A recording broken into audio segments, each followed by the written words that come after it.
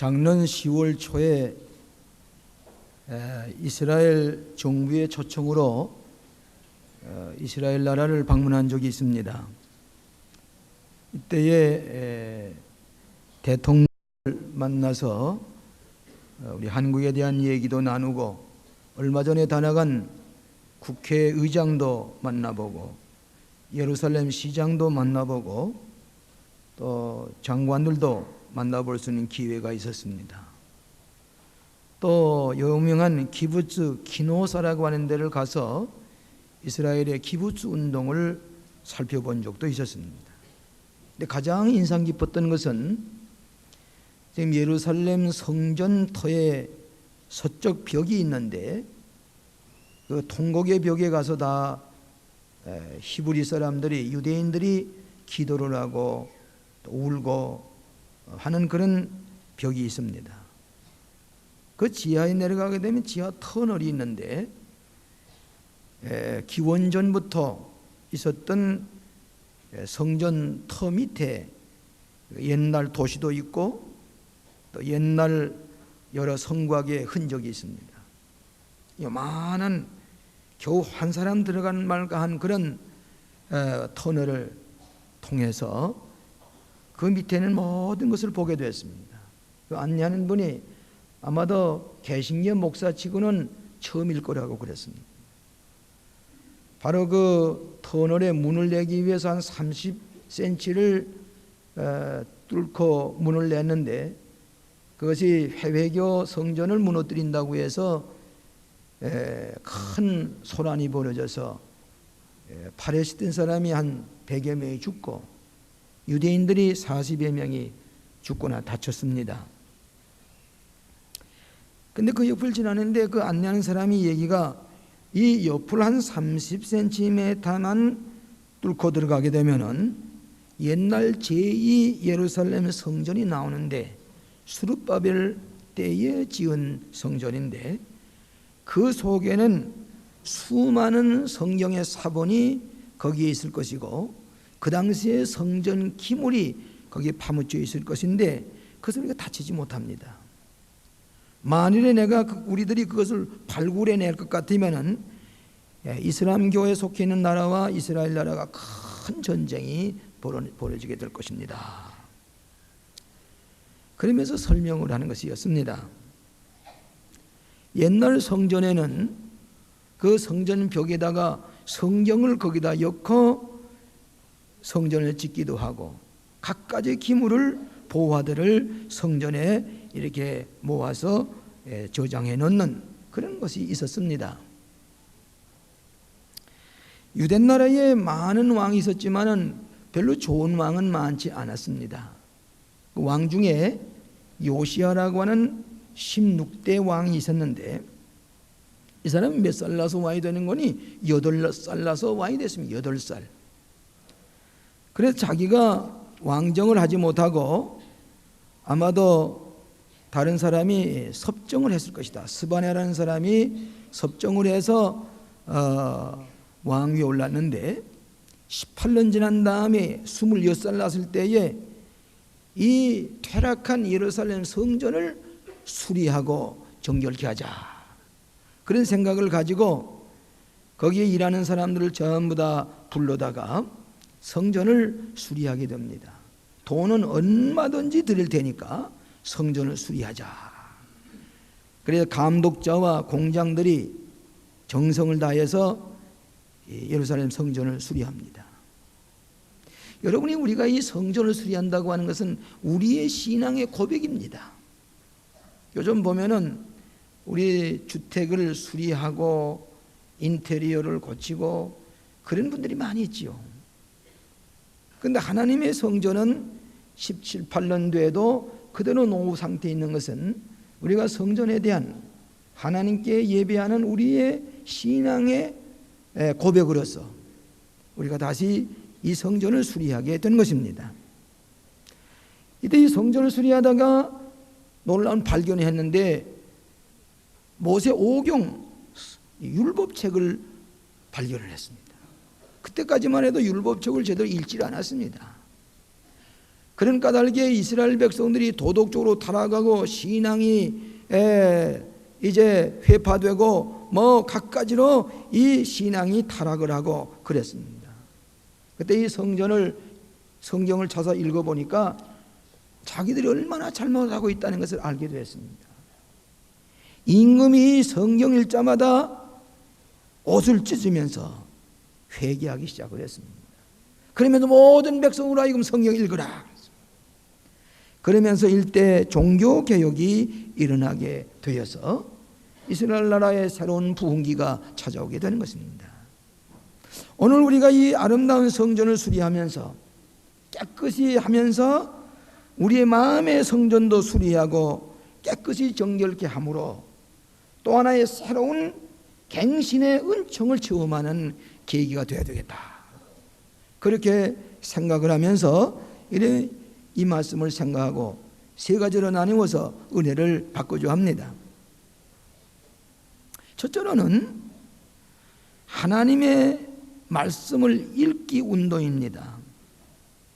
성전 수리 가운데 가장 중요한 발견은 모세율법책을 발견하는 것이고, 어떤 사람은 말하기를 신명기서 일부가 발견되었다, 그렇게 얘기를 합니다.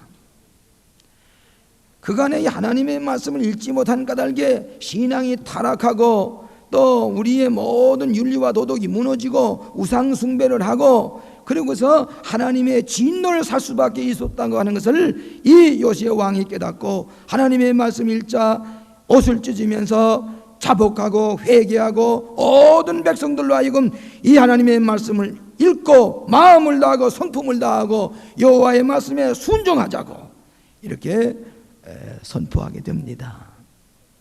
우리가 타락하게 되는 것은 하나님의 말씀을 몰랐기 때문입니다. 하나님의 말씀을 읽자고 온 백성에게 요시야 왕이 선포를 하면서 일대 종교개혁이 일어나게 되는 것입니다.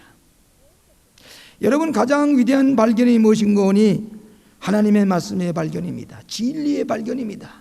그 안에 모든 것이 있게 됩니다. 가장 불쌍한 사람은 진리가 뭐인지 모르고 하나님의 말씀을 발견하지 못한 사람입니다. 이스라엘 백성은 하나님의 말씀을 발견하고 최대의 축복을 삼으신 것입니다. 제가 북한 땅에 있을 때에 성경을 구하기가 어렵습니다. 그래서 외정시대에 출판된 성경에다가 이렇게 헌금을 싸고 또 싸고 그리고서 성경을 읽으면서 가지고 다니다가 나중에는 이 성경을 포켓 속에 엮고 다니다가 그것이 공산당에게 들켜나서 제가 큰 어려움을 당한 적이 있습니다.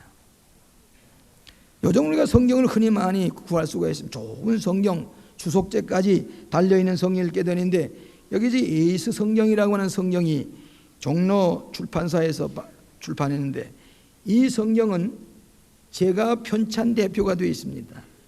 그래서 이 성경은 제 이름으로 편찬이 돼서 이것이 읽게 되는 아주 좋은 성경으로 이게 출판이 되었습니다.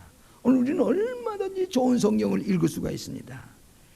그러나 이 공산치하에서는 성경을 사서 보기가 얼마나 힘든지 알 수가 없습니다. 그런데 그때에 영어 성경을 하나 찾고 싶은데 바이블 영어 성경을 구할 수가 없어요. 그래서 시간만 되면 헌책방에 가서 이 영어 성경이 없나 하고 암만 찾아봐도 발견되지 않습니다. 또 물어보기도 어렵습니다. 한 번은 헌책방에 가서 가만히 보니까 책이 이렇게 쌓이는데 그 밑에 좀 두지고 싶은 생각이 있어요.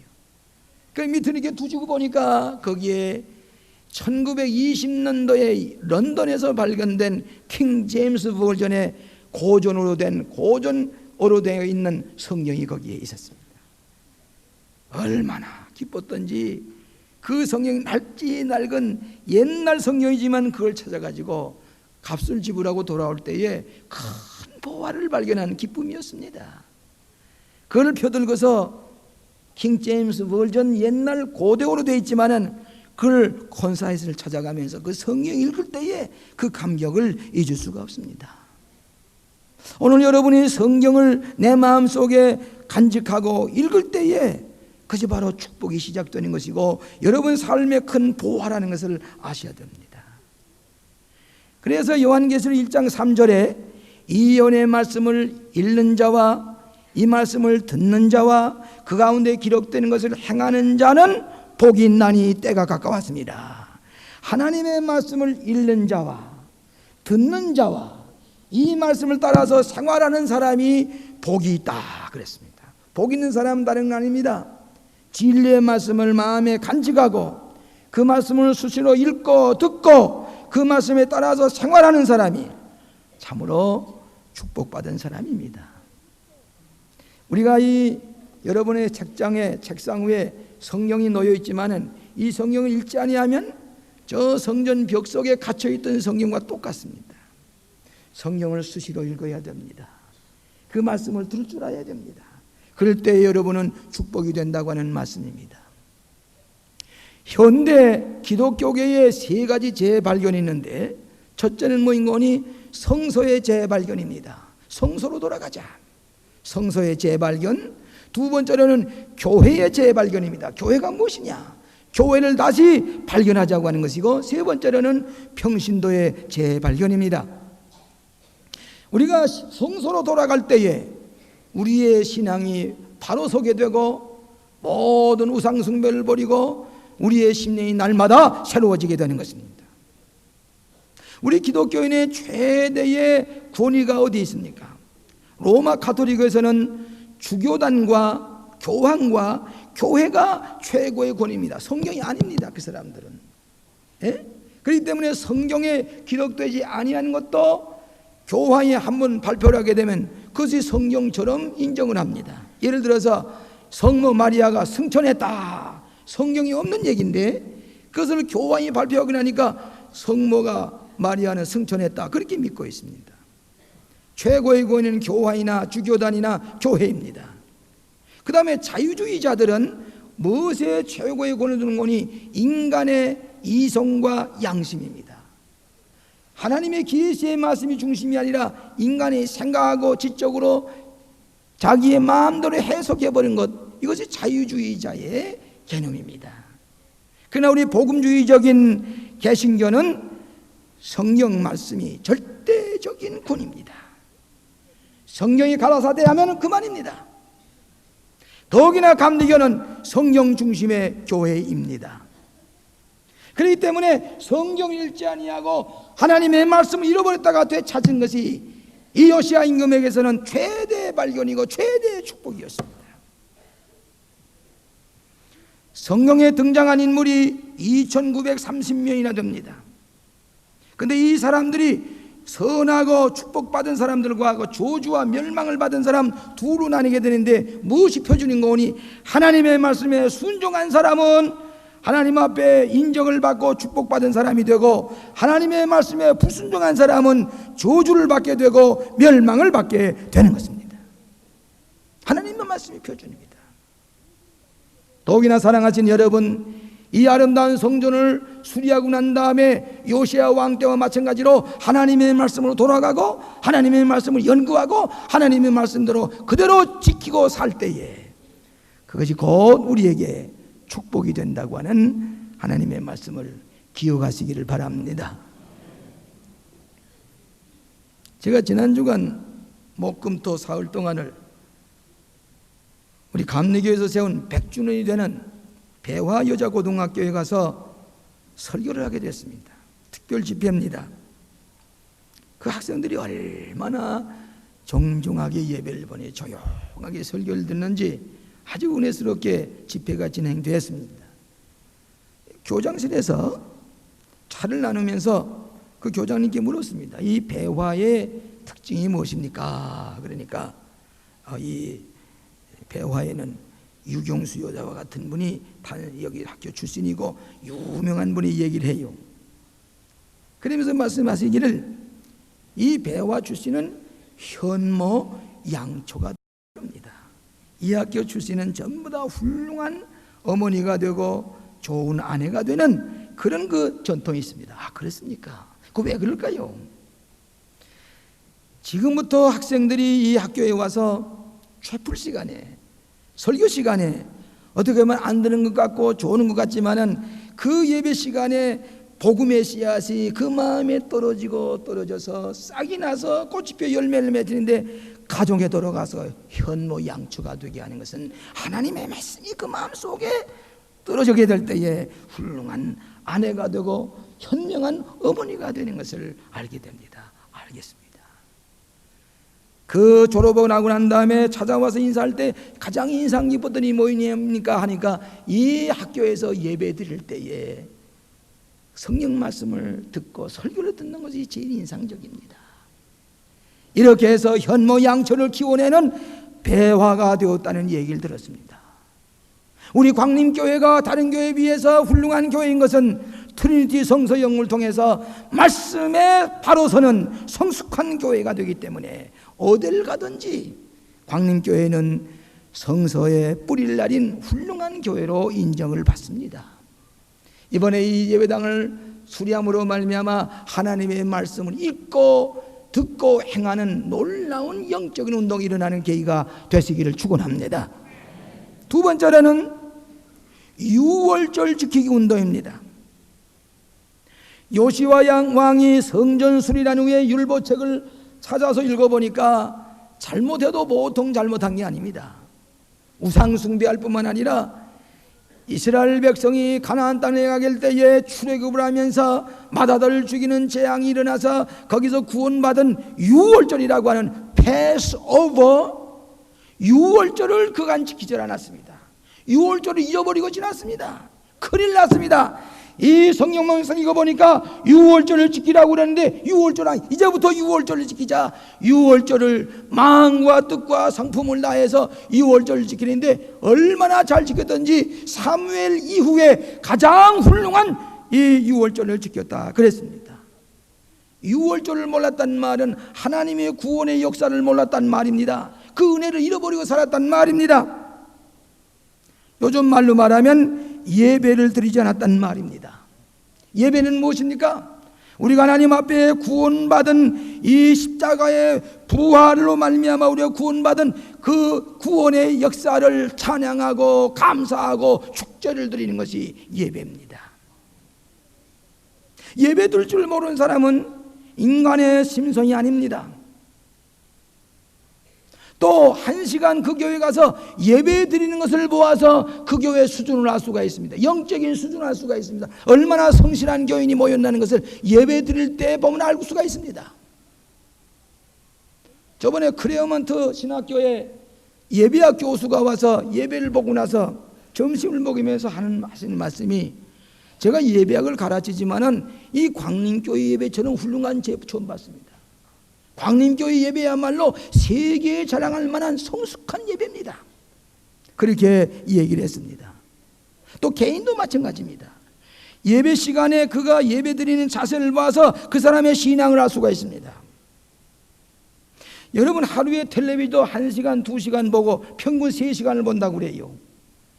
그러면서 그 유머라든지 만남이라든지 아주 세속적인 것을 우리가 열심히 보면서도 일주일에 교회 나와서 1시간 예배를 드리는데 그 시간을 우리가 졸거나 우리의 자세가 흩어질 것 같으면은 1시간 예배 드리는데 30분 설교를 듣고 가서 하루에 2시간 3시간 세속적인 물에 우리가 물들어 있는 이 심령을 어떻게 변화시키겠습니까?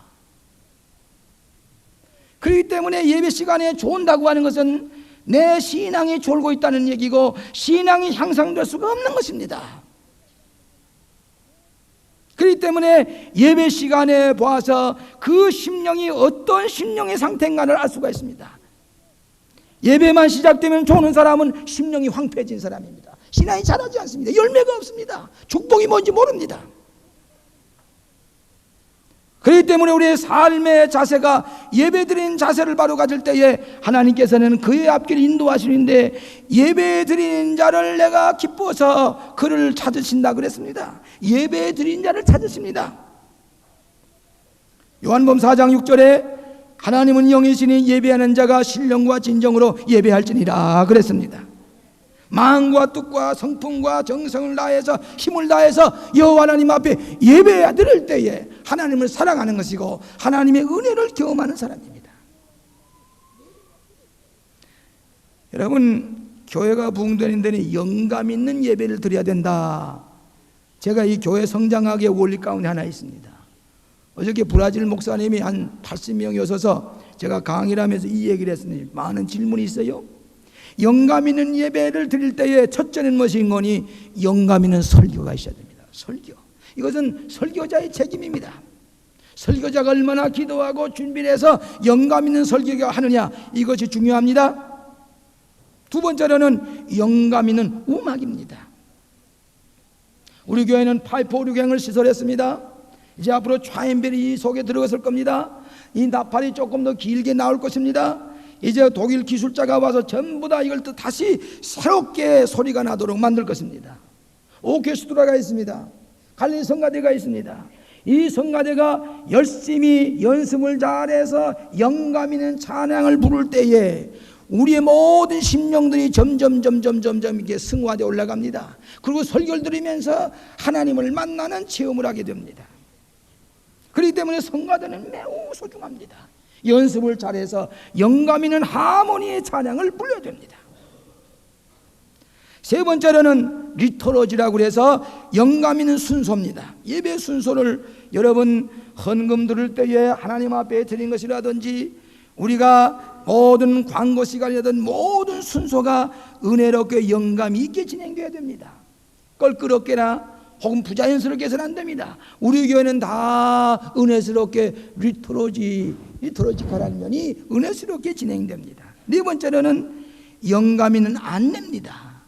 안내하는 분이 이 모든 교회 출석하는 분에게 마음속에 은혜롭게 그들의 마음이 평안하게 불안하지 않게 잘 안내해서 예배를 드리게 해야 됩니다. 그래서 신령한 예배, 영감이 넘치는 예배를 드리게 됩니다. 제가 목사 되기 전에 예배를 어떤 큰 교회 가서 예배를 드리는데 예배를 1부, 2부, 3부, 4부 드립니다. 근데 가서 1부 예배를 드리고 나서 그래도 뭐 미점식에 또 예배를 드리고 싶다. 그래 밖에 나왔다가 또 들어가서 예배를 드립니다. 똑같은 설교 2번 듣습니다. 그래도 은혜가 됩니다.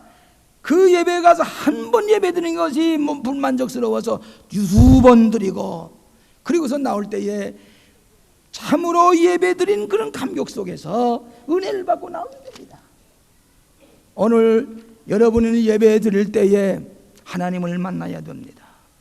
신령한 세계를 체험해야 됩니다. 영적으로 영감이 넘쳐야 됩니다. 그럴 때 내 영적인 성장입니다. 신앙의 성장입니다. 은혜가 무엇인지 깨닫게 됩니다. 예배가 기다려집니다. 예배가 기다려집니다. 그럴 때에 여러분에게는 신앙이 자라고 성숙해지고 하나님을 만나는 신령한 체험을 하게 됩니다. 이것이 예배입니다. 예배를 소홀히 하는 사람은 하나님을 만날 수가 없습니다. 영적인 세계를 체험할 수가 없습니다. 여러분 구약에도 예배를 잘 드리는 기사가 있는데 이사야 6장에 보게 되면 우시아 왕이 죽었을 때에 청년 이사야가 성전에 들어가서 기도를 드리고 예배를 드리는데 네 가지 발견을 했습니다. 수납돌 사이에 계신 하나님을 만났습니다. 하나님을 만났습니다. 거룩하신 하나님을 만났다 그랬습니다. 오늘 여러분이 예배 드리는 동안에 영적으로 하나님을 만나는 체험이셔야 됩니다. 두 번째로는 자기를 발견했습니다. 자기가 어떤 존재냐? 입술이 부정한 백성이요, 입술이 부정한 백성 가운데 사는 죄를 많이 짓는 인간인 것을 발견하고, 오 주여 내가 죄가 많은 입술이 부정한 백성입니다. 자기 자신의 죄인인 것을 발견하게 됩니다. 그 다음에 세 번째는 뭐인 거니? 자기가 죄인일 뿐만 아닌데 이 죄인을 하나님의 사자가 숯불을 가져다가 입술을 찢습니다. 찢으면서 네 죄가 사함 받았나니라. 네 죄가 이제는 다 제하여졌나니라. 죄 용서하는 체험을 받게 됩니다. 예배 시간에. 네 번째로는 누가 우리를 위해 갈고 할 때에 내가 여기 사는 나를 보내주셔서 사명감을 발견하게 됩니다. 우리가 예배를 드릴 때에 우리는 하나님의 말씀을 듣는 것을 끊는 게 아니라 내가 이제 뭘 할 것인가 결단하고 사명을 발견하는 이것이 예배입니다. 사랑하시는 여러분, 오늘 예배를 통해서 하나님 나라를 맛보고 유월절을 잘 지켰던 것처럼 우리가 아름다운 성전을 수리하고 난 다음에 이 아름다운 성전에서 할렐루야 하나님 앞에 예배드리고 하나님을 만나는 경험이 있어야 성전을 수리한 백성들의 은혜를 받게 되는 것입니다. 마지막으로 요시야 왕은 성전 수리하고 난 다음에 회개 운동을 일으켰습니다. 얼마나 당시에 종교가 타락했던지 예루살렘 성전 안에 우상을 세웠다 그랬어요. 아세라 목상, 바알 신당, 태양신, 갖가지 신을 다 모아놨습니다. 율법책을 발견하고 요시야 왕이 이 성경을 읽고 난 다음에 보니까 이 모든 우상을 철폐하기 시작을 하는데 전부 다 가루로 만들었어요. 부셨어요. 가루를 만들어 전부 다 뿌렸습니다. 하나님의 죄를 용서해 주시옵소서. 하나님의 진노를 사게 한 이 죄를 용서해 주시옵소서. 옷을 찢으면서 백성들이 하나님 앞에 회개하고 이제부터는 말씀에 순종하겠습니다. 일대 회개 운동이 일어났습니다. 니느웨 성이 멸망받게 됐다고 했을 때에 니느웨 성의 왕과 백성들과 모든 짐승의 일까지 죄를 무릅쓰고 죄를 끼얹으면서 회개 운동을 일으켰습니다. 그래서 구원을 받았습니다. 예수님께서 40일 동안 금식하고 난 다음에 처음으로 나와서 갈릴리 해변가에서 바닷가에서 설교할 때 뭐라고 그랬습니까? 때가 찼고 하나님의 나라가 가까웠으니 회개하고 복음을 믿으라 그랬어요. 세례 요한이 광야에서 외친 첫 설교가 무엇입니까? 회개하라 천국이 가까워하느니라. 회개에 합당한 열매를 맺으라 그랬습니다. 여러분, 공산주의자들도 회개가 있습니다. 어떻게 회개한지 아십니까? 그 사람들의 회개 운동은 세뇌입니다. 세뇌. 또 자가 비판입니다. 회개 운동입니다. 그래서 공산주의자로 회개하기 위해서 세뇌 공작을 해서 공산주의자가 되고 난 다음에는 좀처럼 그게 달라지지 않습니다. 여러분, 앞으로 통일이 된다고 할지라도 저 북한에 있는 사람들이 그 공산주의자로 회개하고 무장된 사람을 변화시키기 위해서 심리학자가 말하길 40년이 더 걸릴 것 같다고 그래요. 공산주의자들도 회개운동이 있고 군대에서도 회개운동이 있습니다. 제가 군대 들어가서 훈련을 받아보니까 민간인의 생각을 바꿔놓기 위해서 2달 동안을 어떻게 고된 훈련을 시키는지, 밤중에 새벽 1시 2시에 그래 비가 오는데 포복을 시키고 뭐 갖가지 구보를 시키는데 뭐라는 거니? 군대정을 바꿔. 민간 정신 가지고 안 돼. 2달 동안 훈련 받고 나니까 그때는 생각의 사고작용이 달라집니다. 왜? 군인으로 회개했기 때문에. 메타노이아, 회개란 말은 히브리 말로 메타노이아, 방향을 바꾸라 그 얘기입니다. 방향 전환을 하라고 말입니다. 지금까지 생활을 했으면 방향을 바꿔가지고 하나님의 말씀대로 바로 살아가는 것이 메타노이아, 회개란 말입니다. 용서하십시오. 요즘 청문회를 여러분이 유심히 바라보는 가운데서 모두 다 실망하는 것이 무엇인 거니? 자기가 잘못된 사람 고백하는 사람 거의 없습니다. 뉘우치는 사람도 없습니다. 모두 다 아니요, 모릅니다, 저는 알지 못합니다, 안 했습니다. 거의가 다 거짓말 잔치같이 돼버리고 잘못을 뉘우치는 사람 하나도 없다. 혹 어떤 사람이 내가 그랬습니다, 내가 실수해서 그렇게 실수를 보면 용서해 주세요. 국민 앞에 내가 죽을 죄인입니다. 무슨 형을 지던 내가 형을 지겠습니다. 울면서 통곡하는, 회개하는 그런 모습을 볼 수 있다면 그래도 백성들이 용서하는 마음이 있을 텐데 아닙니다. 모릅니다. 백성들의 마음이 섭섭해하는 것은 그들이 뉘우칠 줄 모르고 회개할 줄 모르는 것입니다.